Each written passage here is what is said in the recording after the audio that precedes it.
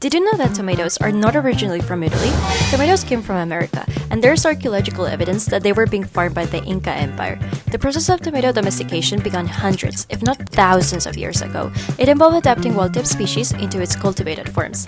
This was then moved to Europe, where domestication continued to create cultivars as we know today. However, domestication has been a process of selection that has reduced genetic diversity. The modern tomato tastes great and looks good, but it has lost its traits to be resistant to climate factors and diseases. Is it possible to go back to that wild diversity and start again to select for a different combination of traits? Let's find out. Welcome to the genetic basis of stuff and things.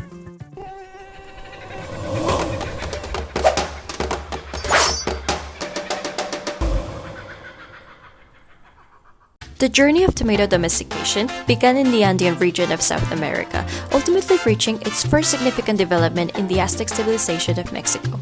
They managed to improve the yield and taste of wild tomatoes to produce larger and sweeter varieties. Farmers achieved this through selection and breeding, cultivating plants with desirable traits and breeding them over generations to enhance their progeny. They practiced hybridization by focusing on similar cultivars rather than integrating diverse traits. As tomato domestication advanced, inbreeding resulted in a more consistent phenotype. This process ultimately produced the cultivated tomatoes we see in supermarkets today, which have limited genetic diversity. Selective breeding continued as tomatoes made their way to Europe and gained global popularity. Over 3 centuries, flavor was prioritized, making tomatoes more sensitive to environmental factors. To optimize yields, modern farmers turned to fungicides, pesticides, and herbicides, which unfortunately are harmful to both the environment and human health.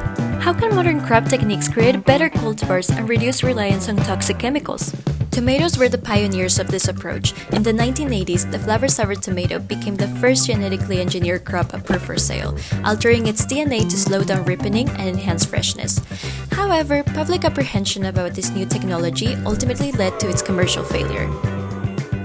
Moving forward several decades, molecular genetics of crop plants have been much easier with the availability of novel winning molecular tool CRISPR-Cas9, which allows for precise genome editing. By combining plant domestication knowledge with molecular genetics, researchers began exploring new ways to enhance tomato traits. This approach not only aimed to improve specific characteristics, but also to boost genetic diversity, essential for developing cultivars with a broader phenotypic range. De novo domestication emerges a faster alternative to traditional crop cultivation methods. Researchers have identified the process of domestication has been through 6 specific molecular changes. Let's talk about each of those. Flower formation in tomatoes is shaped by mutations in the multiflora gene, a key regulator of fruit quantity. This gene encodes a Washoe-related homeobox transcription factor, and its mutations can disrupt plant morphology. Fruit shape is determined by the ovid gene, which encodes ovid family proteins. Mutations here often lead to loss of function, altering the fruit's shape and size. Fruit size is governed by the fruit weight 2.2 gene, encoding a transcription factor that negatively regulates cell division. This protein lacks homology with any known functional proteins, and mutations can impair its function. The self-pruning gene, which encodes a matchbox transcription factor, controls plant architecture, including flowering and branching. Mutations typically lead to changes in branching patterns and growth. Carotenoid synthesis and fruit color are influenced by the lycopene beta cyclase gene, which converts lycopene into beta-carotene. Mutations can result in a loss of function. Lastly, the FASTA gene, encoding a clavata3 transcription factor, regulates tomatoes' development. Mutations can disrupt its function, leading to flattened or irregular fruit shapes.